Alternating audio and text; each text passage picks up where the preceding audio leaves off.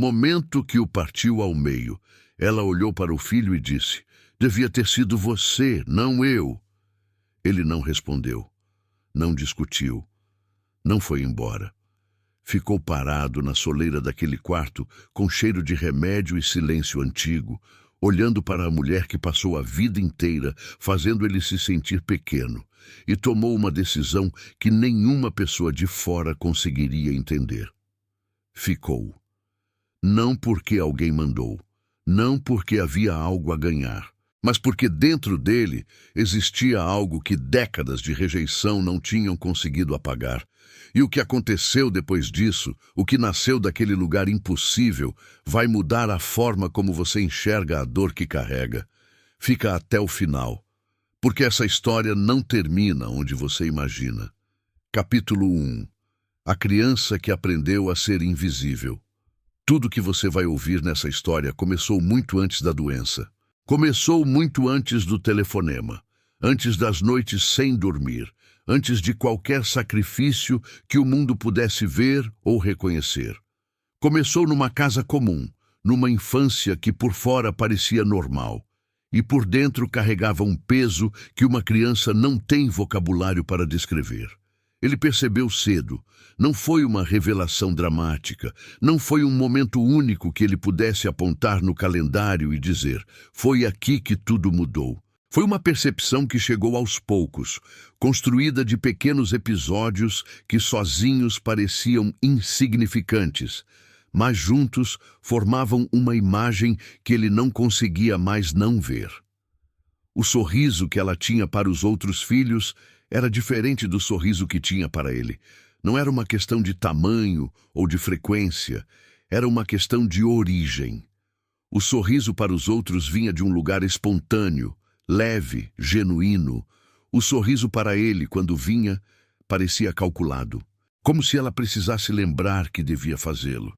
Ele testou isso, do jeito que crianças testam as coisas, sem método, sem consciência do que estão fazendo. Chegava mais perto, tentava ser mais engraçado, mais útil, mais presente. Observava a reação. E a reação era sempre a mesma, uma tolerância que nunca virava calor. Uma atenção que nunca virava escolha. Sabe o que uma criança faz quando percebe que não é o favorito? Ela não culpa quem a preteriu. Ela não tem maturidade emocional para isso ainda. Ela volta o olhar para dentro e começa a procurar o defeito em si mesma. Começa a construir uma lista mental, inconsciente, de tudo que precisa consertar para finalmente merecer o amor que está faltando. Ele construiu essa lista e foi acrescentando itens nela por anos: ser mais quieto, ser mais obediente, tirar notas melhores, não dar trabalho, não ocupar espaço demais, não pedir demais, não precisar demais. Porque toda vez que ele pedia, toda vez que ele precisava, havia no olhar dela algo que o fazia sentir que estava sendo inconveniente por existir. Esse é o mecanismo mais cruel do amor condicional. Ele não deixa marcas visíveis. Não tem um episódio específico para contar ao terapeuta décadas depois. Ele age por acumulação, por ausência, por temperatura. E a criança que cresce dentro desse ambiente não aprende que não é amada. Ela aprende que ainda não fez o suficiente para merecer ser amada. Essa diferença parece pequena. Não é. Ela muda tudo. Muda a forma como essa criança vai se relacionar com o mundo adulto, com as escolhas que vai fazer, com as pessoas que vai deixar entrar e com as que vai continuar tentando conquistar muito depois de qualquer conquista fazer sentido. Ele cresceu. O menino que testava sorrisos e acrescentava itens à lista virou um adulto, mas a lista foi junto. E em algum lugar dentro dele, silenciosamente, ele ainda estava tentando completá-la. O que ninguém sabia, nem ele mesmo, era que a maior prova dessa lista estava prestes a chegar, e ela viria exatamente de onde menos se esperava. Capítulo 2. O filho. Que ninguém escolhia, mas todos precisavam.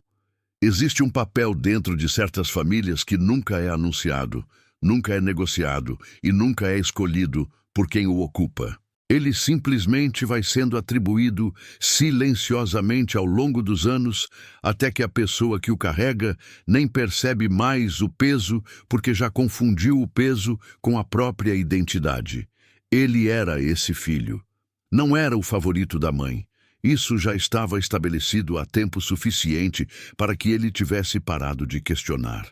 Não era o mais celebrado nas reuniões de família, não era o nome que vinha primeiro quando alguém falava dos filhos dela com orgulho. Mas era invariavelmente o nome que vinha primeiro quando algo precisava ser resolvido. Problema com a casa? Ele. Conta que não fechava? Ele. Vizinho que estava dando trabalho, documento que precisava ser buscado, situação que ninguém mais queria enfrentar? Ele. E o mais revelador de tudo não era que eles pediam, era como pediam, sem cerimônia, sem o peso de estar pedindo um favor. Com a naturalidade de quem aciona um recurso que sempre esteve disponível e nunca deu sinais de que ia acabar. Como se a disponibilidade dele fosse um dado da realidade, não uma escolha que ele renovava cada vez que dizia sim. Você conhece esse lugar? Aquele em que você é indispensável para todos, mas opcional para os mesmos que precisam de você? Em que sua presença é acionada quando serve e ignorada quando não serve mais? Se conhece, então você entende o que ele sentia toda vez que o telefone tocava, com mais um pedido de quem nunca perguntava como ele estava. O que fazia ele continuar dizendo sim? Essa é a pergunta que parece simples, e não é. Por fora, parecia generosidade. E havia generosidade ali, genuína, porque ele era de fato uma pessoa que se importava. Mas por dentro, numa camada que ele mesmo demorou a enxergar, havia algo mais antigo funcionando. Era o mesmo mecanismo da infância, apenas com uma embalagem adulta. A crença de que se ele fosse útil o suficiente, presente o suficiente, confiável o suficiente, em algum momento isso seria visto. Em algum momento alguém viraria e diria: eu sei o que você faz, eu sei o que você vale. Esse momento nunca vinha. Mas ele continuava sendo útil, porque a alternativa, deixar de ser necessário, parecia mais assustadora do que continuar invisível. Tem uma crueldade específica nesse tipo de dinâmica familiar que raramente é nomeada. Não é a crueldade do conflito aberto, do grito, da briga que pelo menos tem início, meio e fim. É a crueldade do silêncio confortável de quem se beneficia sem reconhecer. De quem liga quando precisa e desaparece quando não precisa. E dorme bem à noite porque nunca parou para calcular o que estava custando para o outro. Os irmãos dormiam bem. Ele acordava cedo para resolver os problemas deles. E havia um problema maior do que todos os outros se aproximando, um que nenhum deles queria enfrentar, que iria testar cada uma dessas dinâmicas até o limite. Um problema que chegaria na forma de uma ligação, numa tarde comum, que partiria a vida dele em antes e depois. Mas antes de chegar nesse momento é preciso entender uma coisa sobre a mulher que estava no centro de tudo isso. Porque sem entender ela, sem entender de verdade o que vivia dentro dela, essa história não faz sentido completo. Capítulo 3. O que vive dentro de uma mãe que não sabe amar. Esse capítulo vai ser desconfortável para algumas pessoas. E ele precisa ser, porque o conforto fácil não liberta ninguém. O que liberta é a verdade dita com cuidado suficiente para ser ouvida sem que a pessoa precise se defender dela. Então vamos falar sobre ela, não sobre o que ela fez, sobre o que ela era, sobre o que vivia dentro dela muito antes de qualquer um dos filhos nascer e começar a sentir o peso de um amor que nunca chegava da forma certa. Uma mãe narcisista, na vida real, não é uma vilã de filme. Não acorda de manhã com um plano para destruir os filhos. Não escolhe conscientemente machucar. Ela age a partir de um lugar que ela mesma não consegue nomear, não consegue ver, e na maioria dos casos não consegue admitir que existe. Um lugar de vazio tão antigo que ela confunde com personalidade. O narcisismo que aparece na maternidade não nasce na maternidade. Ele já estava lá. Foi construído tijolo por tijolo numa infância em que alguém, em algum momento, também falhou com ela de um jeito que deixou uma marca que nunca cicatrizou direito. Alguém que deveria tê-la feito sentir que era suficiente não o fez. Alguém que deveria ter estado presente escolheu, conscientemente ou não, estar em outro lugar. E a criança que viveu isso não cresceu aprendendo a dar amor. Cresceu aprendendo a sobreviver sem ele. Cresceu desenvolvendo estratégias para preencher o vazio com outras coisas. Controle, admiração, a sensação de ser o centro, a necessidade de que tudo e todos ao redor confirmem que ela tem valor, porque por dentro existe uma voz que nunca parou de duvidar disso. Ela não sabia como amar os filhos de forma livre, porque ninguém a amou de forma livre. Ela só sabia amar com condições, porque o amor que recebeu tinha condições. Ela só sabia distribuir afeto como moeda, porque aprendeu que afeto é recurso escasso, que se usa com estratégia, não com generosidade. Isso não absolve o que ela fez. Nenhuma explicação apaga a dor de uma criança que cresceu se perguntando por que não era suficiente. Nenhuma compreensão sobre o passado dela desfaz o presente dele. Mas muda a pergunta. E mudar a pergunta muda tudo. Ele passou a vida perguntando: por que ela não me ama? E essa pergunta não tinha resposta porque pressupunha que ela tinha o amor disponível e estava escolhendo não dar. A verdade era outra. Ela não tinha o que ele procurava. Não porque era má, mas porque nunca recebeu o suficiente para ter o suficiente para dar. Como você dá o que nunca teve? Como você ensina o que nunca aprendeu? Como você oferece um amor livre, incondicional e seguro quando o único amor que conheceu veio embrulhado em cobrança, em ausência e em silêncio pesado? Ela não podia.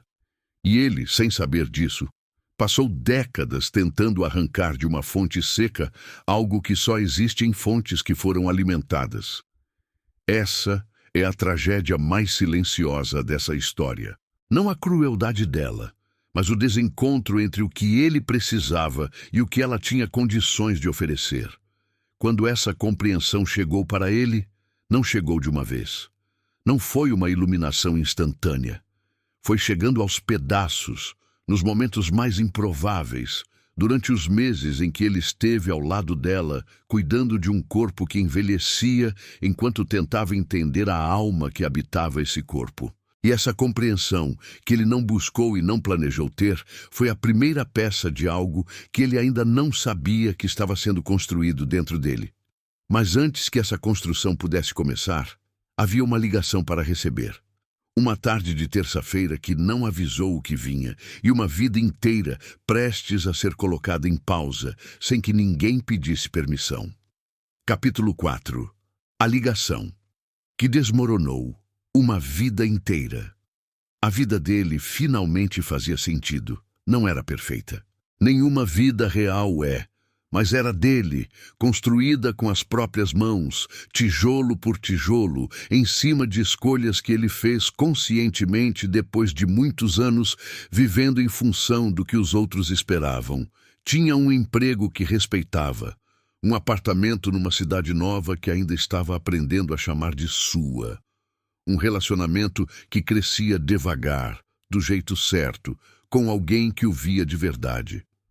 Era o tipo de vida que ele tinha levado anos para montar. O tipo de vida que uma pessoa que cresceu, se sentindo invisível, demora para acreditar que merece. O telefone tocou numa terça-feira à tarde. Era um dos irmãos. A voz do outro lado tinha aquela qualidade específica de quem está prestes a transferir um peso e já escolheu para quem vai transferir antes mesmo de discar. Rápida, direta, com a leveza suspeita de quem sabe que não vai ser ele a carregar o que vem a seguir. A mãe tinha piorado, gravemente. Precisava de cuidados constantes, do tipo que não se resolve com visitas esporádicas ou com dinheiro enviado no final do mês. Precisava de alguém presente, todos os dias em tempo integral. Os irmãos tinham suas vidas, suas razões, suas arquiteturas de desculpas bem construídas, que soavam razoáveis o suficiente para que ninguém precisasse se sentir culpado em voz alta. A ligação durou menos de 10 minutos. Quando terminou, ele ficou parado com o telefone na mão, olhando para o apartamento que tinha levado meses para montar. O sofá que escolheu com cuidado, os livros organizados na estante, a xícara de café ainda quente na mesa. Detalhes pequenos de uma vida que, de repente, pareciam frágeis de um jeito que ele não esperava. O que passou pela cabeça dele não foi heroísmo. Precisa deixar isso claro, porque as histórias de sacrifício costumam ser contadas de um jeito que remove a confusão, a contradição e o medo do meio, e o que sobra parece mais bonito do que foi. O que passou pela cabeça dele foi caos.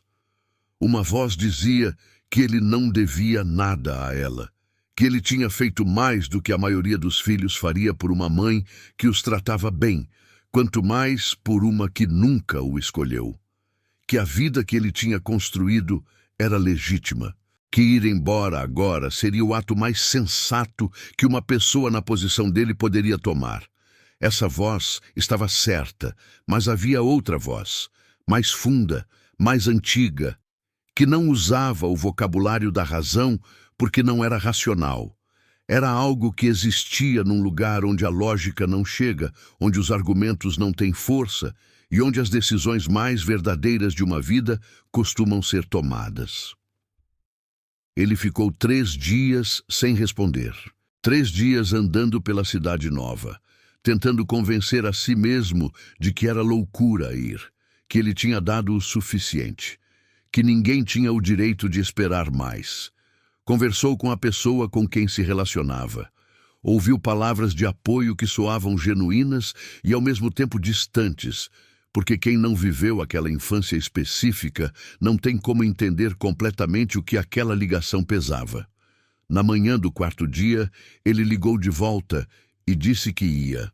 Não porque tinha encontrado uma razão suficientemente boa, não porque tinha resolvido a confusão interna, mas porque percebeu que se não fosse, ia carregar o peso de não ter ido por tempo suficiente para que esse peso fosse maior do que o peso de ir.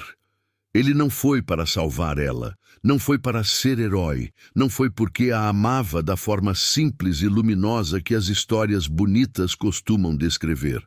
Foi porque havia uma conta aberta dentro dele que não tinha nada a ver com ela e que só poderia ser fechada se ele olhasse para aquela situação de frente, uma última vez, como adulto, e escolhesse conscientemente quem queria ser. Desfez o apartamento. Guardou os livros em caixas. Teve uma conversa difícil com a pessoa com quem se relacionava. Uma conversa que não teve um final claro, porque situações reais raramente têm. Empacotou o mínimo possível e voltou para a cidade de onde tinha saído, prometendo a si mesmo que não voltaria tão cedo. Quando cruzou a porta daquela casa antiga, ela estava na cama e não virou o rosto. Nada havia mudado. Ou era o que parecia, porque o que estava prestes a acontecer naquele espaço, nos dias e semanas que viriam, era algo que nenhum dos dois teria conseguido prever. E começaria não com uma grande cena, mas com os dias mais pesados e mais silenciosos que ele já tinha vivido. Capítulo 5. Os dias que o mundo não filmaria. Ninguém conta essa parte com honestidade. As histórias de sacrifício que circulam pelo mundo chegam até as pessoas já editadas, já filtradas, já passadas por uma camada de significado que remove o que é feio, o que é exaustivo, o que é pequeno e repetitivo, e sem nenhuma grandiosidade visível. O que sobra parece suportável, porque já vem com o final embutido. Você sabe que vai doer, mas sabe que vai valer. A vida real não funciona assim. Na vida real, Você acorda às 6 da manhã sem saber se aquele dia vai ser diferente dos anteriores, sem nenhuma garantia de que o esforço vai ter sentido, sem uma trilha sonora que avise que o momento difícil está chegando ao fim. Você acorda, coloca os pés no chão e começa de novo, não porque está cheio de força, mas porque a alternativa é não começar. E não começar não é uma opção quando há alguém dependendo de você para tomar os remédios no horário certo. Ele acordava assim todos os dias. A rotina era física, concreta e implacável. Refeições nos horários certos, com as restrições alimentares que a condição dela exigia. Remédios medidos com precisão, curativos trocados com cuidado, consultas médicas agendadas, confirmadas, acompanhadas, ligações para laboratórios, para planos de saúde, para farmácias que não tinham o medicamento em estoque e precisavam encomendar. Tudo isso ele fazia com uma eficiência que não vinha da facilidade, mas da necessidade. Quando você não tem escolha, você desenvolve competência por pura sobrevivência. E no meio de toda essa rotina, ela continuava sendo ela. Esse é o detalhe que as histórias bonitas omitem. A ideia de que quando uma pessoa adoece, quando fica vulnerável e dependente, algo nela amolece, que a fragilidade do corpo traz consigo uma abertura do coração, que as bordas ficam menos afiadas, que o amor represado por décadas finalmente encontra uma fresta para sair. Isso não aconteceu. Ela recebia os cuidados dele com a mesma frieza de sempre. Às vezes com impaciência, quando ele demorava 1 minuto a mais para chegar com a bandeja. Às vezes com palavras que cortavam de um jeito que só cortam quando vem de uma fonte que você passou a vida inteira querendo impressionar. Nunca com gratidão explícita, nunca com o reconhecimento simples de que havia um ser humano do outro lado daquele cuidado, abrindo mão de uma vida inteira para estar ali. Os irmãos apareciam esporadicamente, visitas curtas, com aquela leveza de quem entra num ambiente pesado por tempo suficiente para não se sentir culpado e sai antes que o peso comece a grudar. Traziam frutas, faziam conversa leve com ela, saíam, e a porta fechava com um som que ele aprendeu a ouvir como o som específico do abandono educado. Ele não ligava para cobrar, não porque não sentia, mas porque sabia, por experiência de décadas, que cobrar não produzia o que ele precisava. Produzia desculpas bem articuladas, que soavam razoáveis o suficiente para que a conversa terminasse sem resolução. Então, ficava em silêncio e continuava. Teve uma noite, e ela ficou gravada nele com uma nitidez que o tempo não apagou, em que ele estava sentado na cozinha depois de ter resolvido tudo o que precisava ser resolvido naquele dia. A casa estava quieta, ela dormia, e ele ficou olhando para a parede por um tempo longo, sem pensar em nada específico, apenas existindo naquele silêncio com o peso de tudo que não era dito. E sentiu, pela primeira vez desde que tinha chegado, uma vontade real de ir embora. Não a vontade abstrata que aparece quando as coisas estão difíceis e passa quando as coisas melhoram um pouco. Uma vontade concreta, com endereço e plano. De pegar o que era seu, fechar aquela porta e não olhar para trás. Ficou assim por um tempo que não conseguiu medir, e então algo aconteceu que ele não esperava. Não foi uma voz, não foi uma visão, não foi nada que caíba numa narrativa de revelação dramática. Foi uma pergunta quieta e direta que surgiu de dentro sem que ele a tivesse formulado conscientemente. Se você for embora agora, quem você vai ser quando olhar para trás? Ele não respondeu naquela noite, mas não foi embora. Acordou no dia seguinte, colocou os pés no chão e começou de novo. E foi exatamente nessa repetição exaustiva, nessa rotina, que o mundo não filmaria porque não tem glamour suficiente para prender a atenção de ninguém, que algo começou a acontecer com ele por dentro. algo que ele não percebeu de imediato porque estava ocupado demais, sobrevivendo ao dia, para observar o que o dia estava fazendo com ele. Mas havia uma camada nova de dor ainda por vir. Uma que não vinha dela. Uma que vinha de dentro da própria família, de um lugar onde ele menos esperava ser ferido. E essa dor seria diferente de tudo que ele já tinha sentido antes. Capítulo 6. A traição que veio de dentro da família. Há uma diferença entre a dor que vem de quem você já aprendeu a esperar que doa e a dor que vem de um lugar onde você ainda guardava uma reserva de confiança. A primeira você absorve, porque já tem o músculo para isso. A segunda pega você desarmado, porque você não estava protegido contra ela. Ele já sabia o que esperar dela. Tinha décadas de treinamento para isso. Mas o que aconteceu a seguir não veio dela. Veio dos irmãos. Não foi uma briga aberta. Não foi um confronto com começo, meio e fim, que pelo menos teria a decência de ser resolvido numa conversa. Foi algo mais lento e mais calculado, do tipo que só se revela completamente quando já está feito e não há mais nada a reverter.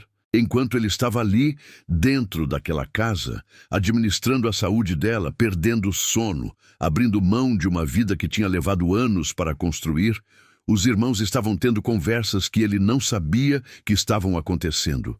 Conversas sobre o futuro, sobre bens, sobre decisões que diziam respeito a todos, mas que foram tomadas entre eles dois, sem que ninguém tivesse sentido a necessidade de incluí-lo. Quando ele descobriu, não foi por uma confissão. Foi por um detalhe pequeno que apareceu numa conversa casual, daqueles detalhes que escapam quando alguém esquece por um momento o que estava sendo mantido em segredo. E quando o detalhe apareceu, as peças se encaixaram com uma clareza que ele teria preferido não ter. Eles tinham assumido que ele ficaria, que era o papel dele, que enquanto ele cuidava do corpo dela, eles podiam cuidar de tudo o mais. E cuidar de tudo o mais, nesse contexto, significava tomar decisões que afetavam a todos, sem consultar quem estava no centro de tudo, carregando o peso que ninguém mais quis carregar. Ele sentiu uma coisa que não esperava sentir. Não era raiva. Bem, havia raiva, mas por baixo da raiva havia algo mais velho e mais doloroso.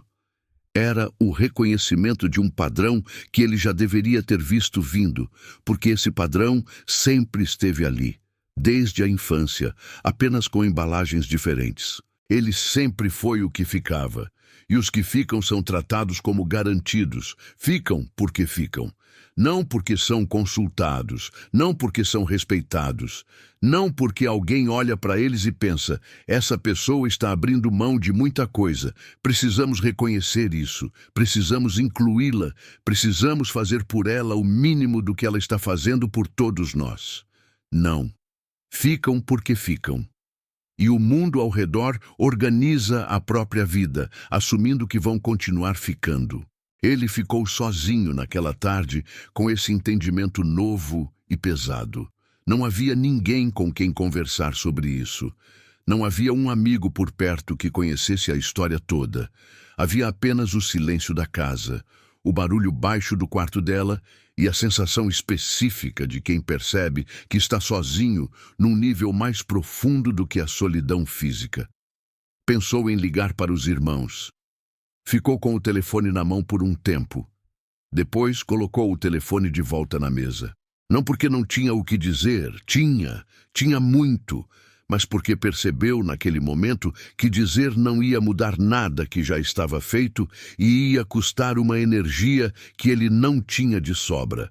A energia que ele tinha era necessária para o dia seguinte e para o dia depois do seguinte.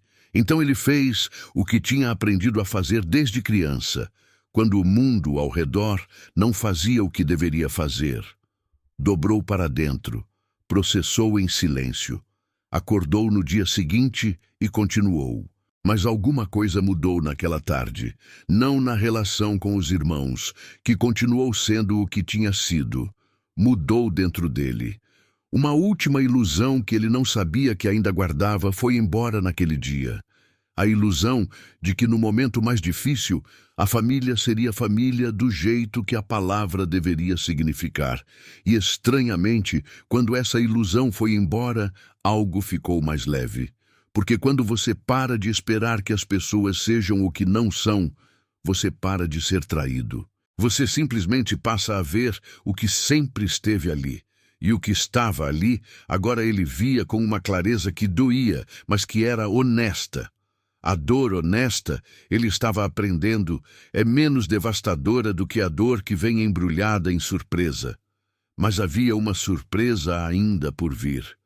Não do tipo que machuca, do tipo que faz a pessoa parar no meio do que está fazendo e perguntar em silêncio se o que está sentindo é real. Essa surpresa estava chegando. Primeiro, porém, havia um espelho quebrado para encarar. Capítulo 7. O espelho quebrado. Quando ele parou de se reconhecer. Tinha um espelho no corredor daquela casa. Ele passava por ele várias vezes por dia, indo e vindo entre os cômodos, carregando bandejas, segurando remédios, com as mãos sempre ocupadas e a cabeça sempre em alguma tarefa que precisava ser feita. E num período que ele não consegue precisar exatamente quando começou, ele percebeu que tinha parado de se olhar naquele espelho. Não foi uma decisão. Foi acontecendo, como acontecem as coisas que a gente não quer ver. Um dia, por alguma razão que ele não saberia explicar, ele parou. Ficou parado na frente daquele espelho por um tempo longo, olhando para o rosto que estava do outro lado, e sentiu algo que nunca tinha sentido dessa forma antes, uma estranheza. Como se o rosto que estava vendo fosse familiar o suficiente para reconhecer e distante o suficiente para não saber bem quem era. Quem era ele agora? Não o filho, não o cuidador, não o responsável que acordava às 6 e apagava a luz depois da meia-noite. Quem era ele quando tirava tudo isso? O que existia por baixo da função que estava desempenhando havia meses? Ele tentou responder e o silêncio que veio no lugar da resposta foi mais revelador do que qualquer palavra teria sido. Havia gostos que ele não conseguia mais acessar. Músicas que costumavam mexer com ele e que agora soavam distantes, como se pertencessem a uma versão anterior que ele não sabia como alcançar. Havia planos que tinham feito sentido antes da ligação de terça-feira e que agora pareciam pertencer a outra pessoa, a outro contexto, a uma vida que estava em pausa sem data para retomar. Havia uma pergunta que ele começou a fazer a si mesmo nessa época, sempre tarde da noite, sempre no silêncio que ficava depois que ela dormia e antes que ele conseguisse dormir. Uma pergunta que vinha sem convite e não ia embora com distração. Quando foi que eu parei de saber quem eu sou? Não era uma pergunta sobre o que ele fazia. Era uma pergunta sobre o que ele era. E a diferença entre essas duas perguntas, que parece sutil de fora, era enorme por dentro. Porque o que você faz pode mudar de um dia para o outro. O que você é deveria ser algo mais sólido, mais permanente, mais resistente às circunstâncias externas. Mas ele estava descobrindo que o que ele era tinha sido construído em cima de referências que estavam todas do lado de fora dele. A carreira que validava sua competência, o relacionamento que confirmava que era possível ser amado, a cidade nova que provou que era possível recomeçar, a vida que construiu longe da casa da infância, que mostrou que era possível ser uma pessoa diferente da que aquele ambiente tentou fazer dele. Tudo isso estava em caixas guardadas. E sem essas referências externas, ele se via num espaço interno que não sabia bem como habitar. Teve uma tarde em que estava lavando a louça depois do almoço, com as mãos dentro da água morna, e a pergunta chegou com uma honestidade que o fez parar o que estava fazendo. Estou aqui porque escolhi estar, ou estou aqui porque nunca aprendi a ir embora de quem me machuca? Ficou com as mãos paradas dentro da água por um tempo que não mediu, porque as duas respostas pareciam verdadeiras ao mesmo tempo. E quando duas respostas opostas são verdadeiras ao mesmo tempo, você está num lugar dentro de si mesmo que não tem saída fácil. Havia uma segunda pergunta logo atrás da primeira, mais funda e mais desconfortável. Estou cuidando dela porque é o que precisa ser feito? Ou estou me punindo por ainda precisar que ela me ame? Essa pergunta ficou com ele por dias.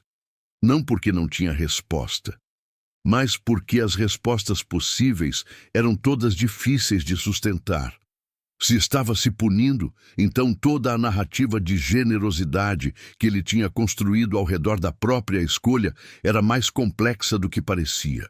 Se estava genuinamente escolhendo, então precisava aceitar que estava escolhendo algo que doía sem perspectiva clara de recompensa. A crise de identidade de um cuidador não aparece nos manuais. Não há um capítulo sobre o que acontece com a pessoa que cuida quando ela para de saber quem é fora do cuidado. Há muita literatura sobre o esgotamento físico, sobre a sobrecarga emocional, sobre a necessidade de cuidar de si mesmo enquanto cuida do outro. Mas sobre o desaparecimento gradual de si mesmo dentro da função, sobre o momento em que você olha para o espelho e não reconhece mais quem está do outro lado, sobre isso há muito silêncio. Ele estava nesse silêncio. E foi dentro desse silêncio, nesse ponto de máxima desorientação, que algo inesperado começou a se mover. Não para fora, para dentro. Como se a própria ausência de referências externas tivesse criado um espaço que antes estava sempre ocupado demais para ser habitado. Um espaço onde ele, pela primeira vez em muito tempo, estava completamente sozinho consigo mesmo. E nessa solidão, numa madrugada que começou como todas as outras, ele fez algo que nunca tinha feito antes. Pegou um papel, pegou uma caneta e começou a escrever. Capítulo 8. A noite em que ele escreveu uma carta que nunca enviou. Era quase meia-noite quando ele sentou à mesa da cozinha com uma folha em branco na frente. Não havia planejado fazer isso. Não havia uma decisão consciente de que aquela noite seria diferente das outras. Havia apenas o cansaço de sempre, o silêncio de sempre e uma pressão dentro do peito que daquela vez não foi embora quando ele tentou ignorá-la.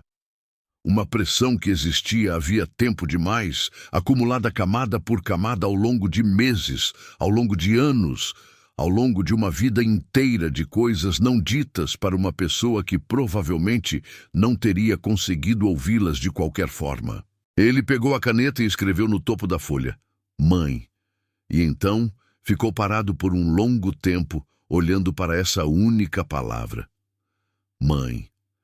3 letras que carregam o peso de tudo que uma pessoa deveria ser e nem sempre é. 3 letras que para algumas pessoas significam segurança, calor, o lugar no mundo onde você sempre cabe. E para outras pessoas significam uma ferida com nome, uma ausência com rosto, uma presença que paradoxalmente deixou mais falta do que teria deixado se não existisse. Para ele, significava as duas coisas ao mesmo tempo, e essa contradição era parte do que tornava tudo tão pesado de carregar. Ele começou a escrever, não com cuidado, não com a intenção de produzir algo bonito ou coerente, ou que fizesse sentido para qualquer pessoa além dele. Escreveu como quem abre uma torneira que estava fechada há tempo demais, sem controle sobre o que vai sair, sem saber de antemão o volume ou a temperatura. Escreveu sobre o menino que ele foi, sobre a memória específica de um aniversário em que ela elogiou o irmão na frente de todos, e não disse uma palavra sobre ele, e como ele foi ao banheiro para que ninguém visse o rosto que fez. Escreveu sobre a adolescência em que aprendeu a não pedir, porque pedir significava receber um olhar que fazia o pedido parecer um fardo. Escreveu sobre a vez em que teve um resultado importante no trabalho e ligou para contar, e ela o viu com uma distância que ele sentiu através do telefone como se fosse física. Escreveu sobre as coisas que nunca disse, porque não havia espaço seguro para dizê-las. Sobre a mágoa que ficou guardada em lugares tão fundos que às vezes ele mesmo esquecia que estava lá, até que algo pequeno e inesperado a trazia de volta com uma força desproporcional ao gatilho. Escreveu sobre o amor. Esse foi o trecho mais difícil, porque havia amor ali. Havia amor de um jeito que ele nunca conseguiu resolver completamente, um amor que coexistia com a mágoa sem que um cancelasse o outro, um amor que persistiu apesar de tudo que deveria tê-lo apagado e que de alguma forma continuou existindo como uma chama que não depende do vento para se manter acesa. Escreveu que não entendia como era possível amar tanto alguém que tão poucas vezes o fez sentir amado. E que durante muito tempo essa incompreensão foi uma fonte de vergonha, como se houvesse algo de errado com ele por continuar amando quando a lógica mandava parar. Escreveu que estava cansado, não só do cuidado físico, não só das noites curtas e dos dias longos. Cansado de uma forma mais funda, mais antiga, que começou muito antes daqueles meses e que carregava o peso de uma vida inteira de tentar ser suficiente para alguém que movia o alvo toda vez que ele chegava perto. Então escreveu algo que não esperava escrever, algo que não havia planejado e que apareceu na página como aparece a verdade quando você finalmente para de administrá-la. Escreveu que a perdoava. Não porque o que ela tinha feito estava certo, não porque a dor que causou era pequena ou merecia ser minimizada, não porque ele tinha chegado a alguma conclusão espiritual elevada sobre compaixão e redenção, mas porque carregar aquele peso específico, o peso de uma mágoa que nunca foi reconhecida e provavelmente nunca seria, estava custando mais do que ele podia continuar pagando. O perdão que ele escreveu naquela carta não era para ela. Era para ele. Era a decisão de parar de deixar que a conta não paga dela fosse debitada todos os dias da energia que ele precisava para continuar sendo quem era. Quando terminou de escrever, dobrou a folha em 4. Não a colocou num envelope. Não procurou um lugar para guardar. Ficou segurando o papel dobrado por um momento e então se levantou, foi até a janela da cozinha e ficou olhando para a rua escura lá fora. Havia uma leveza que não estava ali quando ele sentou à mesa. Pequena. Não resolvia nada de concreto. A situação era exatamente a mesma que era uma hora antes. Ela continuava no quarto. Os irmãos continuavam ausentes. A vida que ele tinha deixado para trás continuava em caixas. Nada havia mudado do lado de fora. Mas alguma coisa havia mudado do lado de dentro. Nomear a dor, ele descobriu naquela noite, não a apaga, mas retira dela o poder de agir nas sombras. Uma dor nomeada é uma dor que você consegue ver. E uma dor que você consegue ver é uma dor que você consegue, aos poucos, aprender a carregar de um jeito diferente. Ele foi dormir naquela madrugada com o papel dobrado na mesa da cozinha e algo diferente no peito. Não paz completa, não resolução, mas o início de um espaço interno que não existia antes daquela noite. E nesse espaço novo, algo estava prestes a acontecer entre ele e ela, que nenhum dos dois teria conseguido forçar, planejar ou prever. Algo que chegou, como chegam as coisas mais verdadeiras, sem avisar e sem pedir licença. Capítulo 9. O instante inexplicável. Que nenhum dos dois planejou. Tinha uma tarde de inverno com aquele sol que aparece, mas não aquece. Ele entrou no quarto dela para levar o chá das 3, como fazia todos os dias, com a precisão de quem transformou o cuidado numa liturgia, porque a liturgia é o que mantém uma pessoa funcional quando os sentimentos são grandes demais para serem gerenciados ao mesmo tempo que as tarefas. Ela estava acordada. Isso não era incomum. O que era incomum era o jeito que ela estava acordada. Não havia tensão no rosto. Não havia aquela linha fina nos lábios que ele aprendeu desde criança a reconhecer como sinal de que era melhor não se aproximar, não fazer barulho, não ocupar espaço demais. Ela estava olhando pela janela com uma expressão que ele nunca tinha visto nela antes. Uma expressão que ele levou alguns segundos para identificar porque era genuinamente nova no repertório dela. Ela parecia, pela primeira vez em toda a vida que ele tinha de memória, simplesmente presente, não administrando, não calculando, não posicionando, apenas ali, olhando para algo do lado de fora da janela que provavelmente não era nada específico. Ele colocou o chá na mesa de cabeceira sem fazer barulho. Virou para sair e ela falou. Não foi um discurso. Não foi uma declaração preparada com as palavras certas, escolhidas na ordem certa, para produzir o efeito certo. Não foi nada que qualquer roteiro teria escrito para aquele momento, porque qualquer roteiro teria feito mais bonito do que foi. E o que foi era bonito exatamente pela forma imperfeita e pequena como aconteceu. Ela disse para a janela, com a voz de quem constata algo que está vendo pela primeira vez, apesar de ter estado ali o tempo todo: "Você é o único que ficou." Só isso. Ele ficou parado de costas para ela. 3 segundos. 5. Não contou. O tempo naquele momento funcionava de um jeito diferente do tempo normal, mais lento e mais denso. Como funciona o tempo nos momentos em que algo importante está acontecendo e alguma parte de você sabe disso antes que o restante de você entenda o quê? Não respondeu. Não conseguiu. E não porque não tinha o que dizer. Tinha muita coisa, tinha uma vida inteira de coisas, mas porque qualquer palavra que ele colocasse naquele silêncio ia diminuir o que o silêncio estava fazendo. Saiu do quarto. Foi até a cozinha, sentou na cadeira de sempre. A emoção não chegou imediatamente. Chegou aos poucos, como chegam as coisas que a gente esperou tempo suficiente para ter quase desistido de esperar. Primeiro uma pressão no peito que ele reconheceu, mas não soube nomear. Depois, um nó na garganta que veio com aquela qualidade específica de emoção represada que finalmente encontra uma fresta. Depois, as lágrimas, quietas, sem drama, do tipo que não pede atenção porque não é para ninguém ver. É para a pessoa que está chorando. Ele ficou assim por um tempo sozinho naquela cozinha, e quando a emoção passou, o que ficou não era o que ele esperava que ficasse. Não havia euforia, não havia a sensação de vitória de quem finalmente recebeu o que estava esperando.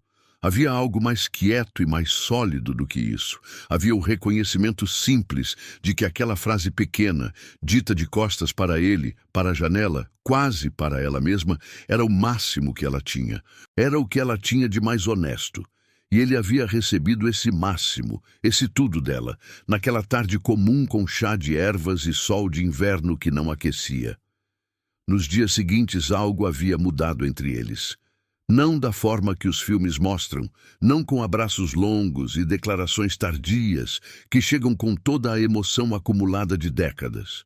A mudança era menor e mais real do que isso. Ela aceitava a ajuda sem o olhar que diminuía. Havia momentos em que ele entrava no quarto e ela virava o rosto na direção dele, não muito, apenas o suficiente para que fosse diferente de antes. Havia um silêncio novo entre eles que não pesava da mesma forma que o silêncio antigo pesava. Uma tarde, ela pediu para ele sentar ao lado da cama. Não disse por quê. Ele sentou. Ficaram assim por um tempo que nenhum dos dois mediu, sem conversa, sem televisão ligada, sem tarefa alguma sendo executada. Apenas 2 seres humanos que passaram décadas machucando um ao outro, sem entender completamente por quê, sentados no mesmo espaço, respirando o mesmo ar, deixando que o tempo passasse sem precisar fazer nada com ele. Havia algo de sagrado naquele silêncio compartilhado. Não era a reconciliação que os filmes prometem. Não era o final feliz do tipo que chega embrulhado e com laço. Era algo mais honesto e mais raro do que isso. Era dois seres humanos que chegaram, cada um pelo próprio caminho tortuoso e cheio de feridas, num ponto em que nenhum dos dois precisava mais provar nada para o outro. Ela não ia se tornar uma mãe diferente naquelas semanas. Ele sabia disso. Não havia milagre de personalidade chegando. Havia apenas, naquele espaço pequeno e improvável, uma trégua real. Uma trégua que não precisava ser declarada porque estava sendo vivida. E dentro dessa trégua, ele sentiu algo que não buscou e não planejou. Uma paz que não dependia de mais nada que ela fizesse ou deixasse de fazer. Uma paz que era inteiramente dele, e essa paz ele ainda não sabia. Era apenas o prenúncio do que estava prestes a se revelar. Porque o que estava guardado para ele do outro lado daqueles meses não era o que ele imaginou que poderia encontrar quando entrou pela primeira vez naquela porta e ela não virou o rosto para recebê-lo. Era muito maior do que isso. Capítulo 10. O que ele encontrou. Quando parou de procurar, ela morreu numa manhã de sábado. O sol já estava alto quando ele percebeu. Estava segurando a mão dela como tinha feito nas últimas noites, sentado na cadeira ao lado da cama, com o cansaço de quem não dormiu direito em semanas, mas não conseguia se afastar porque alguma parte dele sabia que o tempo estava ficando curto. Quando percebeu que ela tinha ido, não se levantou imediatamente. Ficou ali por um tempo que não conseguiu medir, olhando para o rosto dela com uma expressão que ninguém que o conhecia antes teria reconhecido. Não era alívio, não era culpa, não era a dor destruidora que ele tinha imaginado que sentiria quando esse momento chegasse. Aquela dor que ele tinha ensaiado mentalmente por meses, porque sabia que estava vindo e não sabia como ia ser capaz de atravessá-la. Era algo que ele levou dias para encontrar uma palavra que chegasse perto.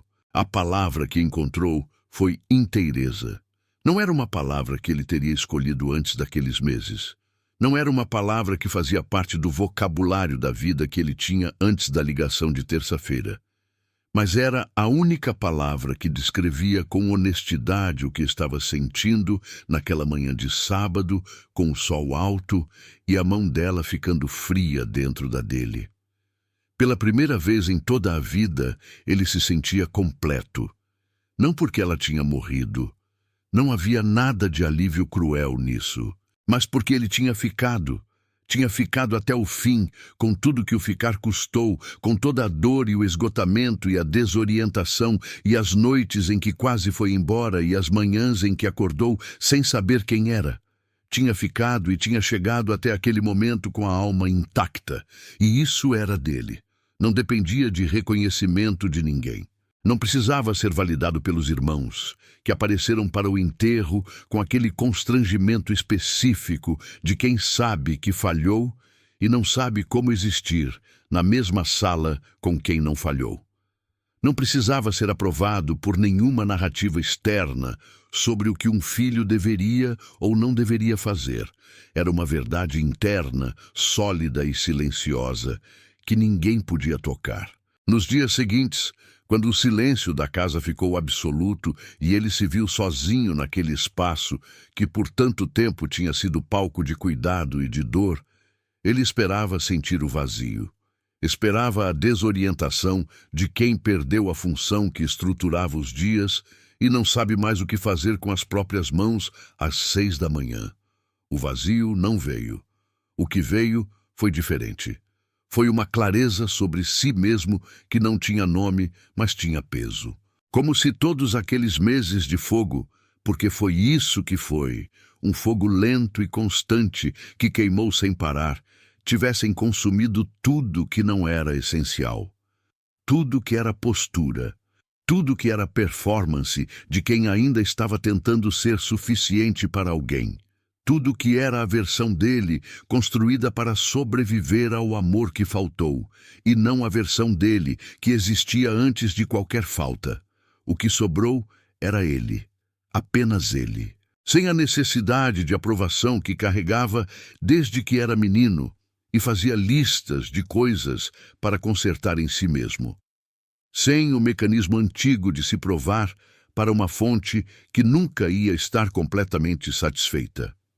Sem a prisão que ele mesmo não via, porque estava dentro dela há tanto tempo que tinha confundido os muros com as paredes da própria casa.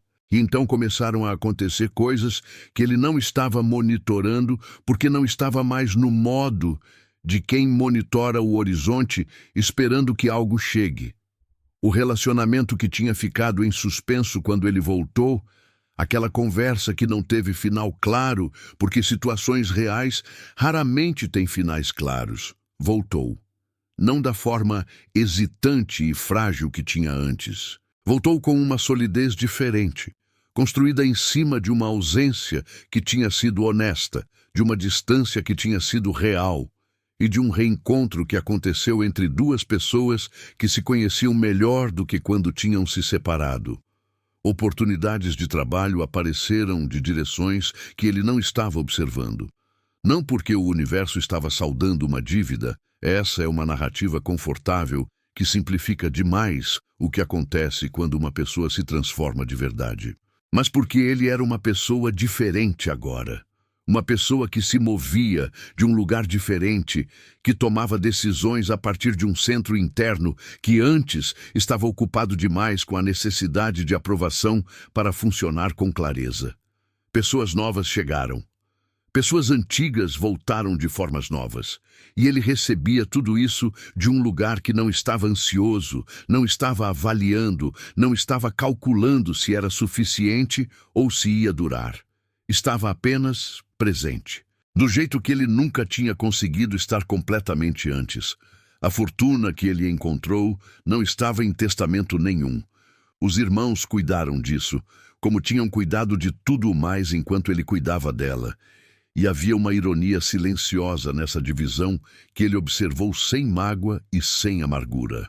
Porque a herança que importava não estava em nenhum papel assinado em cartório. Estava na descoberta de que ele era capaz de amar sem condição, sem garantia e sem retorno.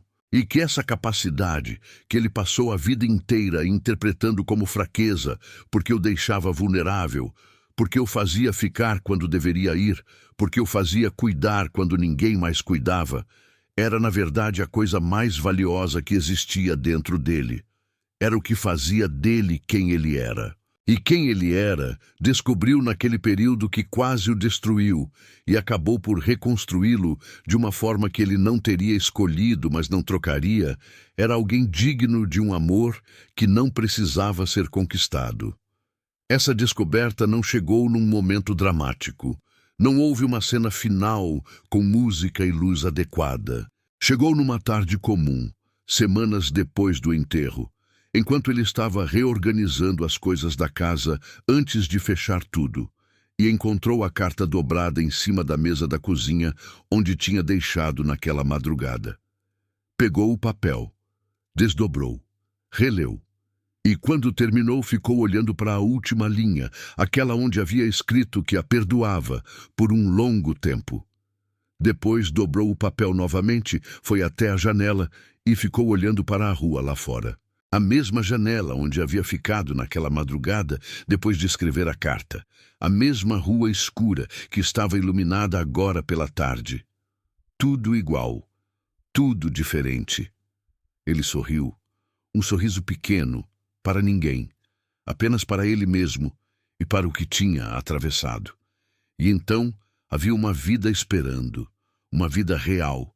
Construída sobre quem ele havia descoberto que era no lugar mais improvável, com a pessoa mais improvável como instrumento involuntário dessa descoberta. Mas o que aconteceu com essa vida depois, o que nasceu concretamente do outro lado de tudo isso, ainda precisava ser contado. Capítulo 11. A vida que nasceu do lugar que quase o destruiu.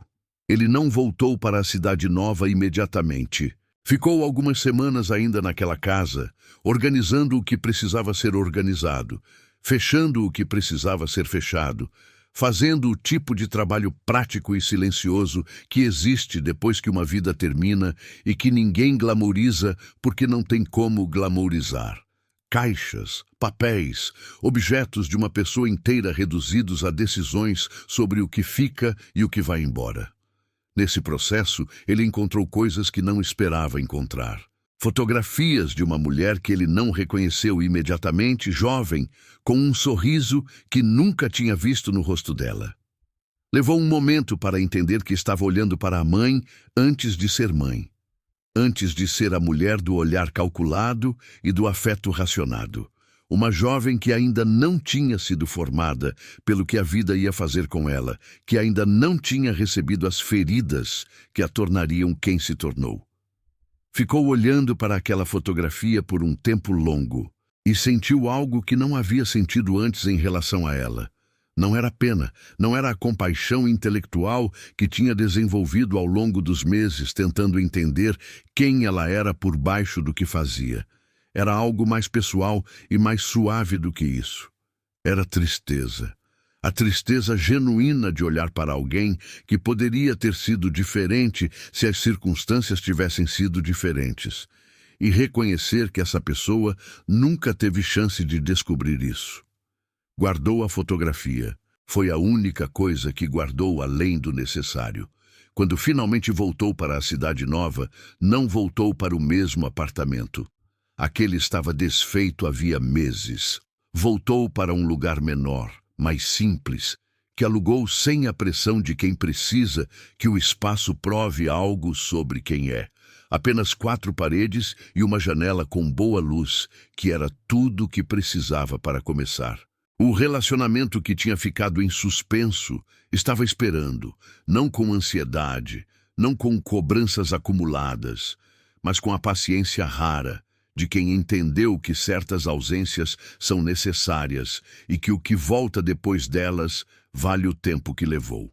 Eles se encontraram num café, numa tarde comum, e conversaram por horas, com a facilidade de quem tem muito a dizer e tempo suficiente para dizer.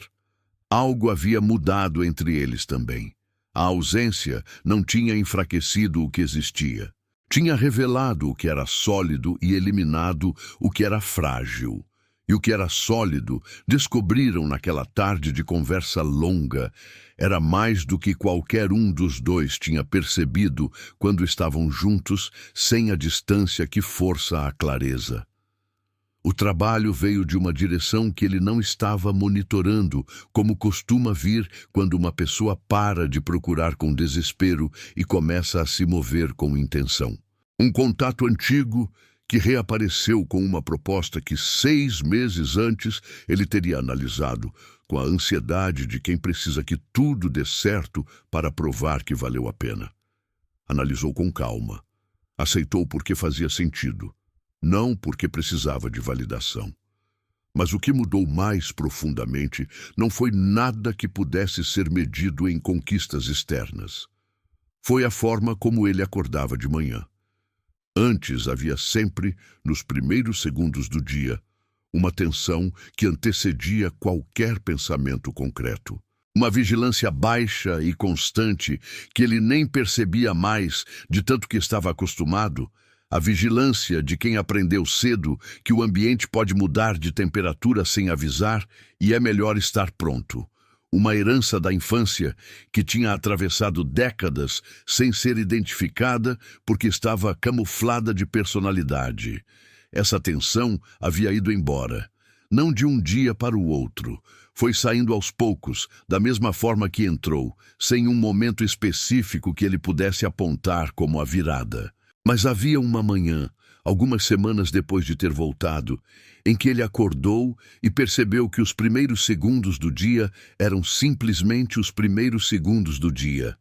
Sem vigilância, sem tensão prévia. Apenas a consciência gradual de estar acordado e de que havia um dia pela frente que ele podia habitar sem se defender dele. Ficou deitado por um momento apreciando esse silêncio interno, que era novo, e ao mesmo tempo parecia ser o que sempre deveria ter estado ali. As amizades também mudaram. Não desapareceram, mas se reorganizaram naturalmente, sem drama, em torno de quem de fato estava presente quando as coisas foram difíceis e quem havia sumido com as desculpas fáceis que pessoas somem quando não querem ser incomodadas pela realidade de quem gostam. Essa reorganização, que antes teria causado mágoa e a sensação de perda, aconteceu com uma serenidade que ele observou de longe, como quem observa algo que faz sentido e não precisa de resistência. Havia pessoas novas também.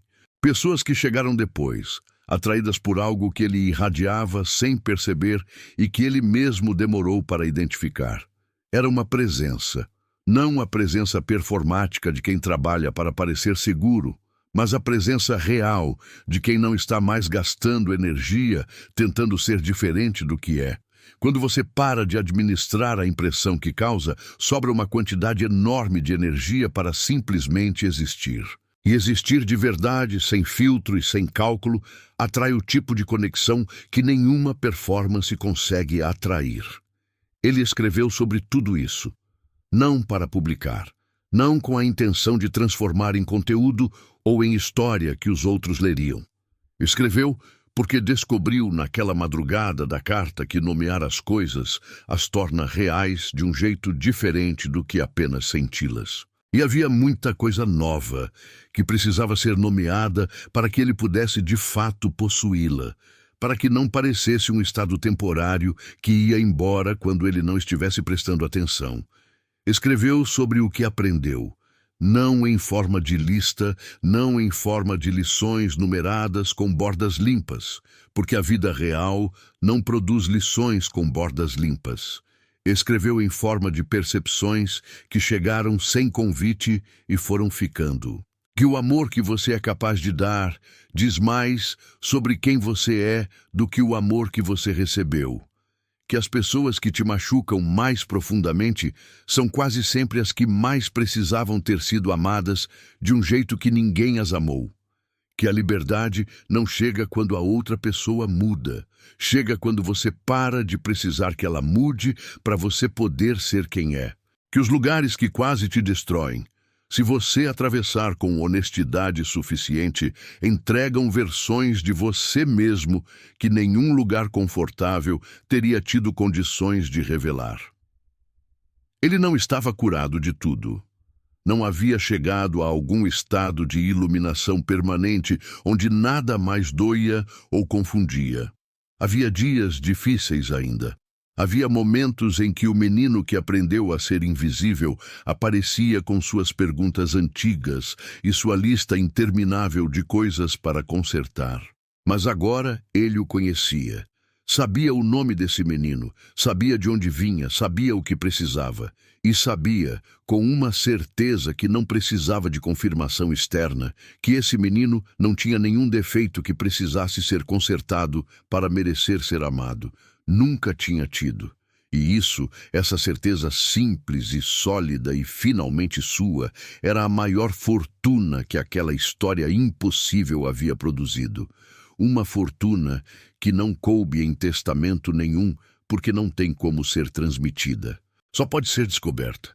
E a descoberta, como ele aprendeu da forma mais dura e mais transformadora possível, acontece nos lugares que você menos escolheria para ela acontecer.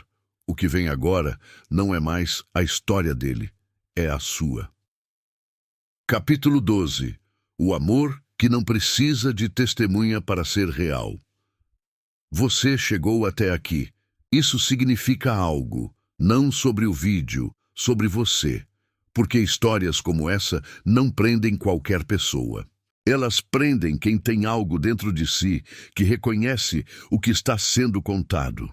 Quem já esteve num lugar parecido, amando alguém que não sabia amar de volta, ficando quando deveria talvez ter ido, ou indo quando uma parte de si queria ter ficado. Quem sabe o peso específico de um amor que nunca encontrou o espelho que precisava para se ver refletido. Você sabe esse peso. É por isso que está aqui. E agora preciso te fazer uma pergunta. Não como encerramento educado de um vídeo. Como a pergunta mais honesta que essa história toda foi construindo desde o primeiro segundo. Quem é essa pessoa na sua vida? Pode ser uma mãe, como foi para ele. Pode ser um pai que estava fisicamente presente e emocionalmente ausente de um jeito que você ainda está processando décadas depois. Pode ser um irmão que te usou quando precisou e desapareceu quando não precisou mais. Pode ser alguém que você amou de uma forma que esgotou tudo que tinha sem que nada voltasse na proporção que devia. Pode ser alguém que já foi, que não está mais aqui para resolver o que ficou em aberto e cuja ausência definitiva deixou uma conta que nunca vai ser paga da forma que você precisava que fosse paga. Você ainda está esperando algo dessa pessoa? Uma palavra, um reconhecimento, um pedido de desculpas que chegue com o peso certo, no momento certo, com a consciência certa do que foi feito. Uma demonstração de amor que finalmente pareça suficiente para preencher o espaço que ficou vazio. Você ainda está em algum lugar dentro de você que talvez nem admita facilmente, com a mão estendida esperando que alguém coloque nela o que deveria ter sido colocado há muito tempo?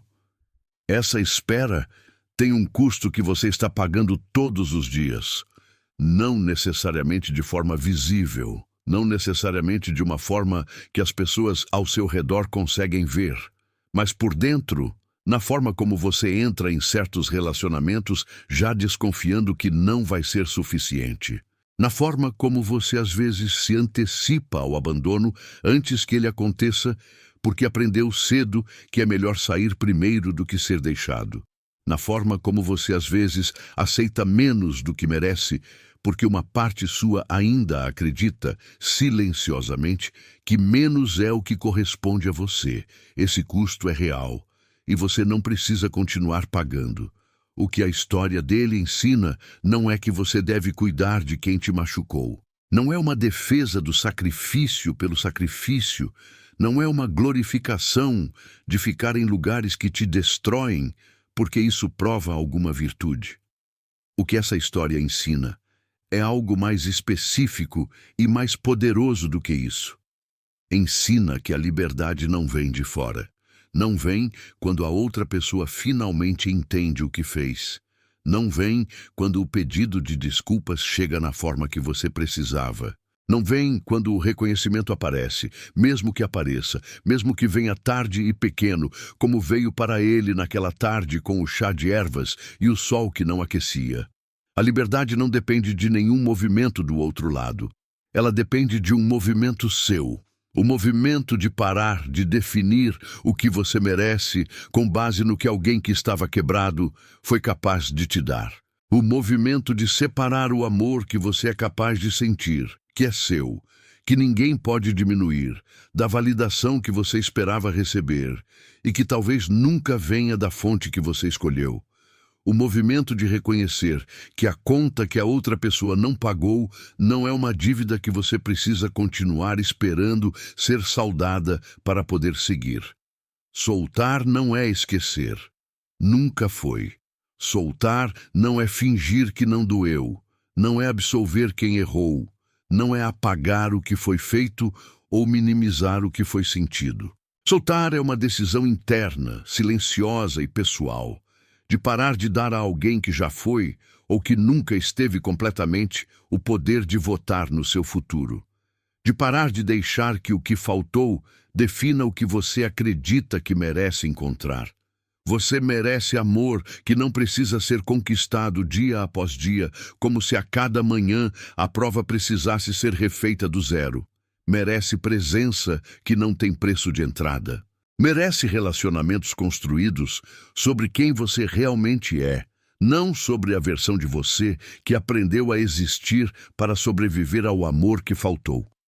Ele encontrou isso, do jeito mais duro, no lugar mais improvável, com a pessoa que menos parecia ter condições de ser instrumento de qualquer coisa boa. E a ironia mais profunda dessa história inteira é que a mulher que nunca soube amá-lo foi, sem querer, sem planejar, sem nunca ter consciência do que estava fazendo, a circunstância que revelou para ele quem ele realmente era. Ela não precisava ter sido diferente para que ele chegasse onde chegou. Ele chegou porque escolheu a cada manhã ser quem era independente do que recebia. E essa escolha está disponível para você também. Não como recompensa por ter sofrido o suficiente. Não como prêmio reservado para quem atravessou as histórias mais pesadas. Como uma possibilidade real, concreta, que existe agora, hoje, independente de qualquer coisa que a outra pessoa vá ou não vá fazer. Finalmente, o amor que não precisa de testemunha para ser real é o amor que você carrega dentro de você. O amor que você deu mesmo quando não voltou. O amor que persistiu mesmo quando tudo indicava que devia acabar. O amor que te fez ficar, o que te fez ir, o que te fez atravessar o que atravessou sem perder quem você era no fundo, por baixo de tudo que a vida fez com você. Esse amor é seu, sempre foi. Ninguém te deu e ninguém pode tirar. E se essa história serviu para alguma coisa, que sirva para isso, para te lembrar que o que você é capaz de sentir é uma das coisas mais raras e mais valiosas que existem. Que não há fraqueza nenhuma em amar profundamente. Que a ferida não é a última palavra sobre quem você é. A última palavra é essa: você chegou até aqui. E isso, só isso, já diz tudo sobre quem você é. Se essa história tocou algo dentro de você, compartilha com alguém que precisa ouvir. Porque histórias como essa não foram feitas para ficar numa tela. Foram feitas para encontrar quem precisa delas. E quem precisa delas talvez esteja esperando que você seja a pessoa que vai fazer essa história chegar até lá. Nos vemos no próximo vídeo.